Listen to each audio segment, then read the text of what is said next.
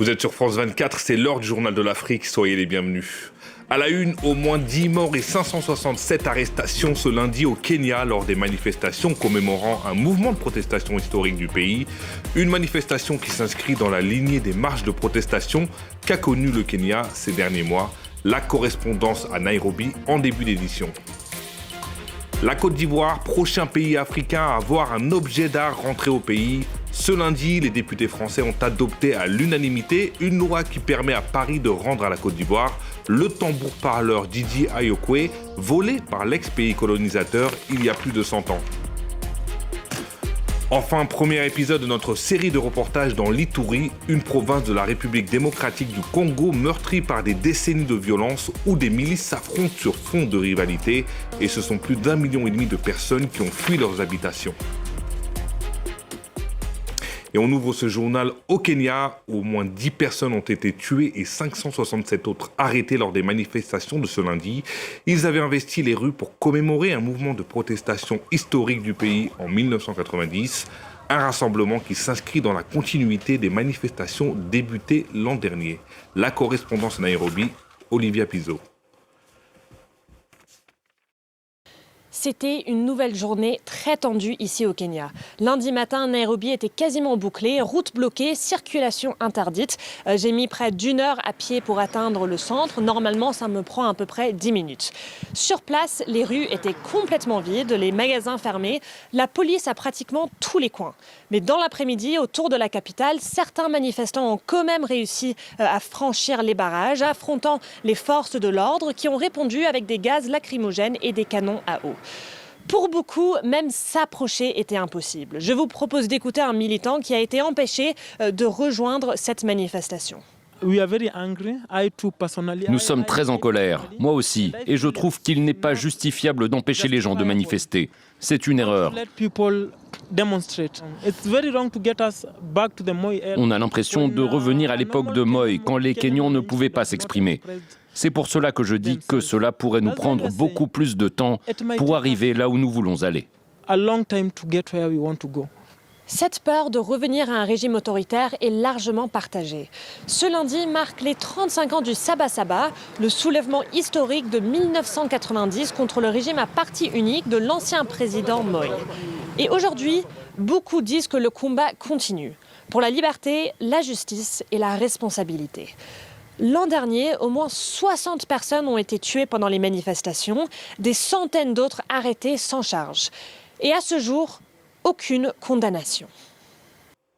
Autre titre de ce journal, le tambour-parleur Didi Ayokwe, bientôt restitué à la Côte d'Ivoire. Ce lundi, le Parlement français a adopté une loi pour permettre le retour de cet objet volé par la France il y a plus d'un siècle et officiellement réclamé par Abidjan il y a 6 ans.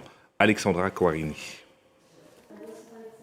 Instrument sacré, volé par la France il y a plus d'un siècle, qui s'apprête à retrouver sa terre, la Côte d'Ivoire.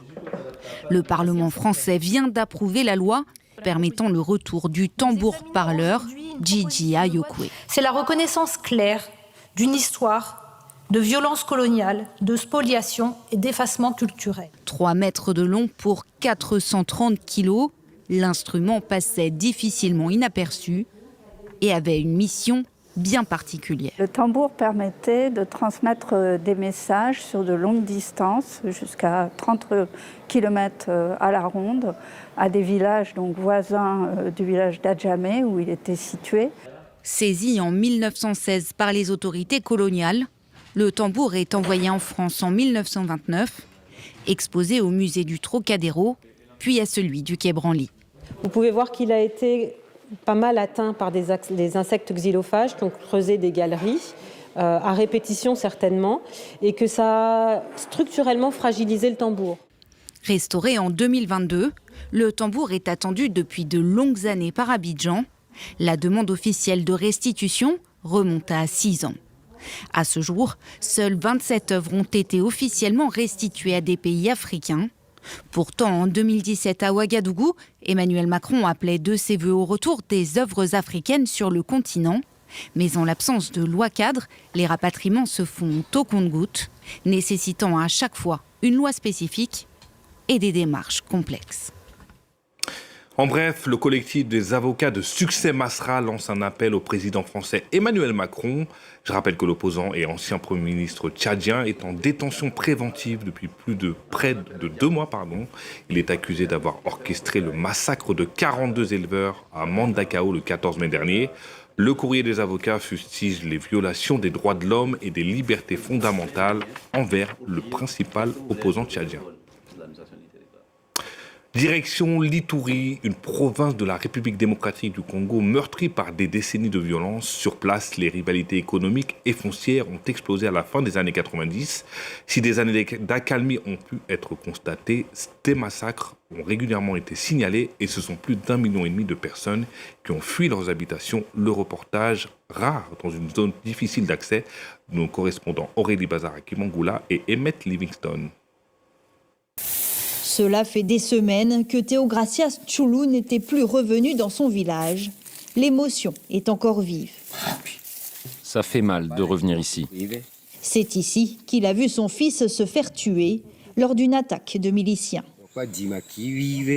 Ils ont tué plusieurs garçons devant l'église.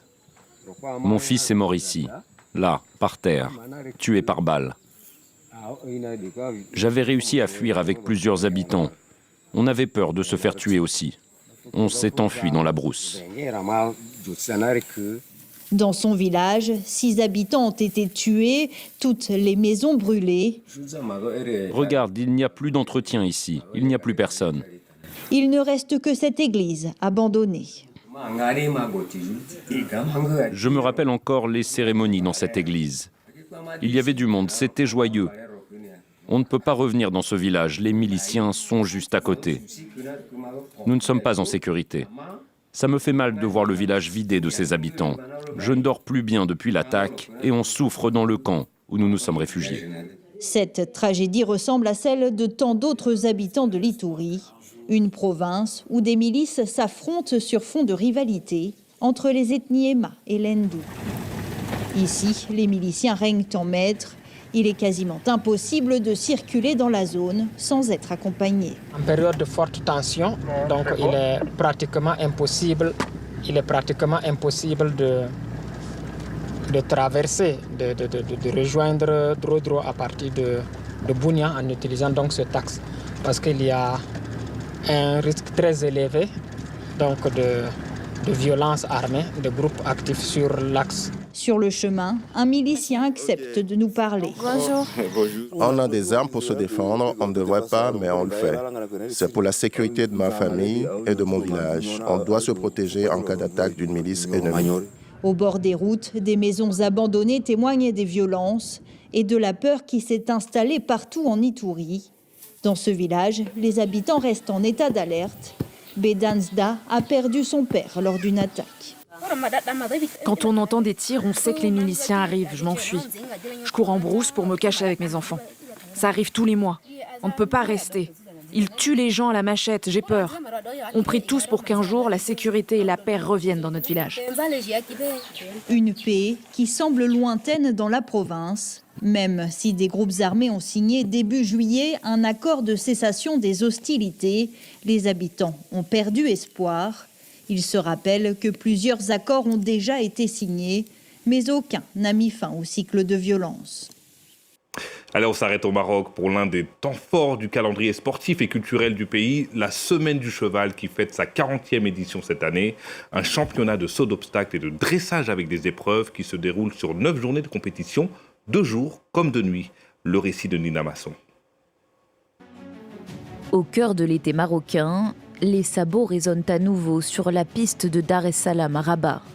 Du 5 au 13 juillet, la capitale accueille la 40e édition de la Semaine du Cheval, un rendez-vous anniversaire devenu incontournable pour les passionnés d'équitation. 40 ans d'équitation, c'est toute une vie au cours de laquelle on a vu défiler des générations de cavaliers qui se sont fait connaître au niveau national et international. Organisé par la Fédération royale marocaine des sports équestres, l'événement mêle compétition, tradition et célébration populaire dans un écrin de prestige.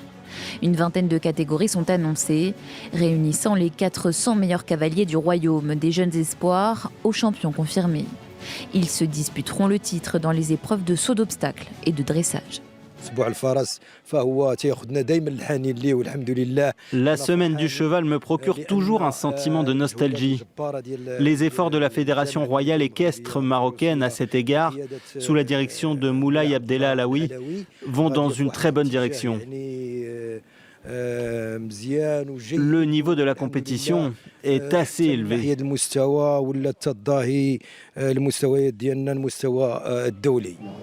Point d'orgue du calendrier équestre national, le spectacle promet d'être total, avec des épreuves nocturnes pour captiver le public jusqu'au dernier galop. Et c'est la fin de cette édition. Merci à ma chef d'édition Maya Ethagen. Merci aux équipes en régie. Merci aux chefs d'antenne. Restez sur France 24. L'information continue.